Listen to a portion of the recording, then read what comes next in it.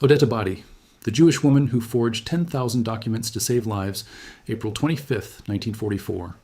8:15 a.m. Nice, southern France. The Mediterranean sun reflects blindingly off the azure water of the Baie des Anges, but the cobblestone streets are suffocating under the grip of the Gestapo. Odette Rosenstock walks briskly down a narrow alleyway. She is 29 years old. Underneath her arm, clutched tightly against her ribs, is a battered leather satchel. Inside that satchel is a small, unremarkable notebook. That notebook is a death warrant, or, if she can protect it, a shield. It contains the meticulously coded real names, fake names, and exact hiding locations of 527 Jewish children. 50 yards ahead, a patrol of the Milice, the heavily armed, fiercely anti-Semitic French collaborationist paramilitary, turns the corner. Their eyes scan the pedestrians. They are looking for her.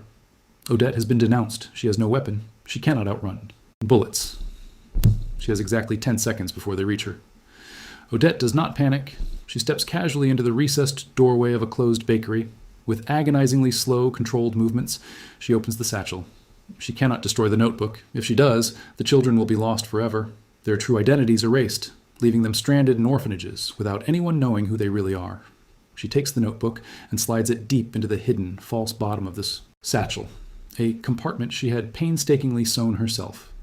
She clicks the brass clasp shut just as the shadow of a milice officer falls across the doorway.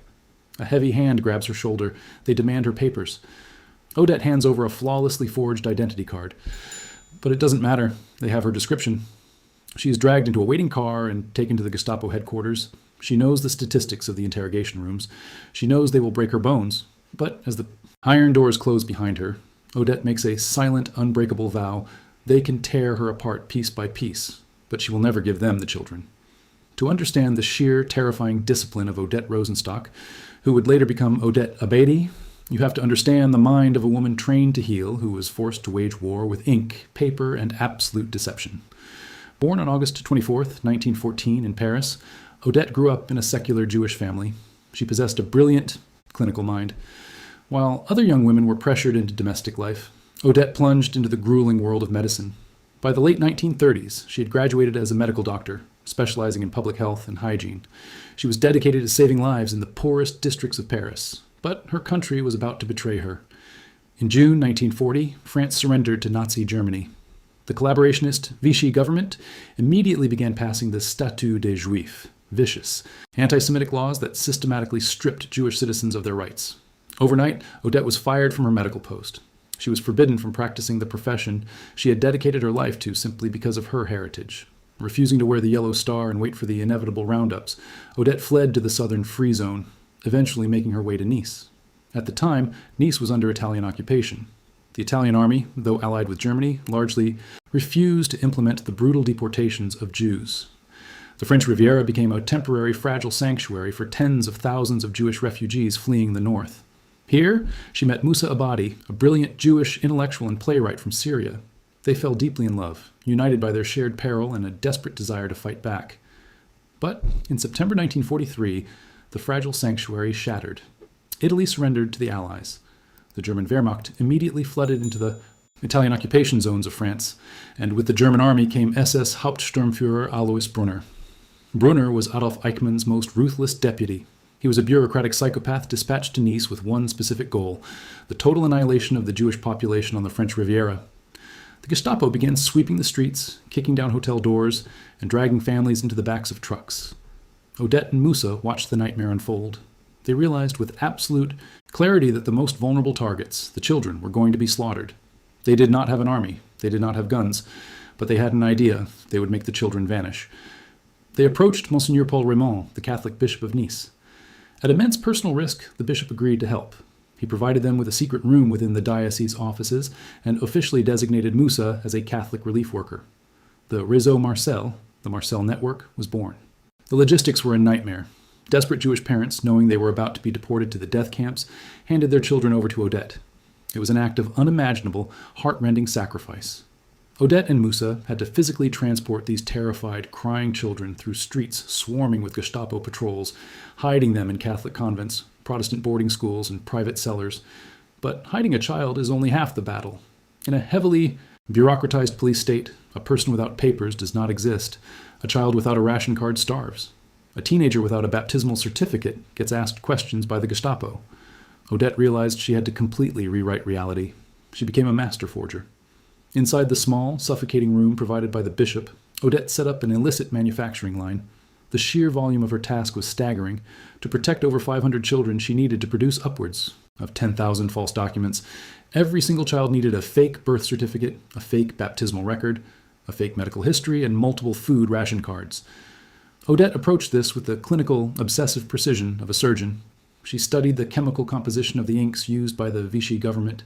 She used weak solutions of bleach and chlorine to carefully wash the real names off stolen identity cards, drying them over a small heater so the paper wouldn't warp. She carved flawless, counterfeit official stamps out of linoleum blocks and half-cut potatoes. She matched the exact pressure and handwriting styles of dozens of different regional clerks. If a child was supposedly from a bombed-out registry in the north, Odette perfectly forged the specific regional dialect and signature of that town's mayor. She worked until her fingers bled and her eyes blurred. She knew that a single misaligned stamp, a single drop of ink that didn't match the standard issue blue, would send a child to the gas chambers of Auschwitz. But Odette didn't just forge documents, she forged new identities. She sat with terrified 6-year-olds and drilled their new names into their heads. Your name is no longer Sarah, it is Suzanne. You are not Jewish, you are Catholic. This is how you make the sign of the cross. This is the Lord's Prayer. She had to teach children to bury their own trauma and execute high-stakes espionage every time a German soldier walked past. For 8 months, the Marcel network operated right under the nose of Alois Brunner. Odette crisscrossed the region, delivering the forged papers and smuggling food to the hidden children. Then came the morning of April 25th, 1944. The betrayal. The arrest. Sitting in the Gestapo interrogation room, Odette faces officers specialized in breaking human beings. They know she's part of a resistance network. They want the locations of the safe houses. They beat her. They subject her to horrific physical torture. But Odette retreats into the iron fortress of her mind. She lies with flawless, unbreakable conviction. She claims she is a simple courier, that she doesn't know the leadership, that the satchel was just given to her by a stranger. The Gestapo tears her satchel apart. They find the false documents. But miraculously, tragically beautiful in its execution, they completely miss the false bottom. They never find the notebook containing the true identities of the 527 children. Frustrated by her silence, the Gestapo condemns her to the abyss. In May 1944, Odette is shipped to the Drancy transit camp, and from there, she's loaded onto Convoy 74. The destination is Auschwitz-Birkenau. Upon arriving in the mechanized slaughterhouse of Auschwitz, Odette's medical background kicks in. She is stripped, shaved, and tattooed. But when the SS doctors realize she is a trained physician, she's assigned to the camp infirmary, the Revier. The infirmary is a nightmare. It is a place where prisoners are sent to die, devoid of medicine, bandages, or sanitation. SS Dr. Joseph Mengele regularly patrols the wards, selecting the sickest patients for the gas chambers. Odette fights a desperate microscopic war against death. She uses her body to shield patients during selections. She steals scraps of paper to keep medical records. She smuggles microscopic crumbs of bread to women dying of typhus. She uses dirt and stolen charcoal to treat dysentery. In a factory designed entirely to extinguish human life, Odette Abadi continues to be a doctor.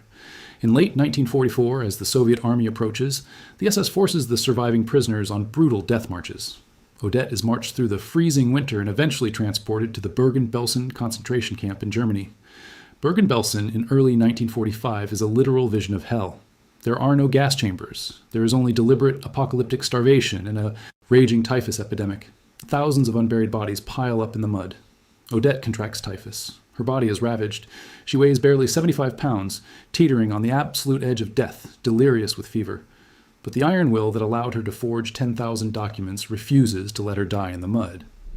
On April 15, 1945, British tanks smash through the gates of Bergen-Belsen. The camp is liberated. Odette is pulled from the abyss. She is slowly, painstakingly nursed back to health.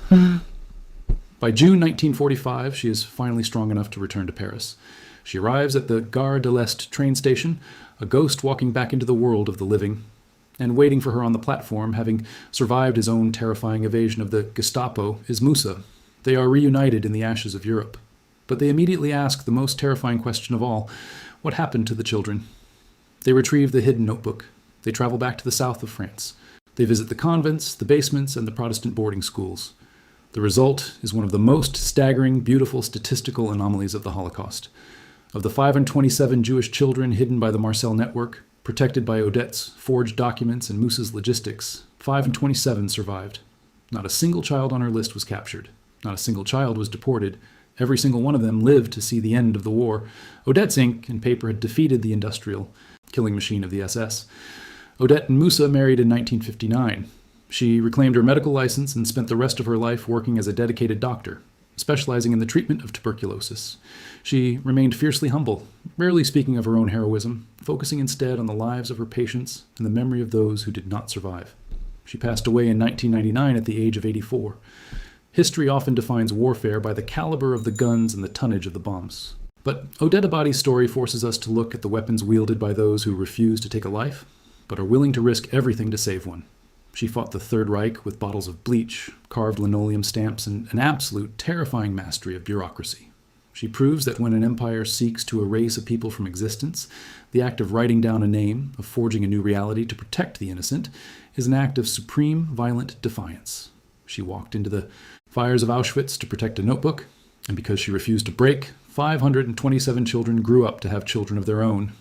If Odette's staggering bravery and intellect moved you today, please consider leaving a like on this video to help us share her incredible legacy. Subscribe to the channel to uncover more accurate, unfiltered histories of the women who fought back from the shadows to change the world. Let us know in the comments how her quiet defiance inspired you, and thank you for helping us ensure her real story is never forgotten.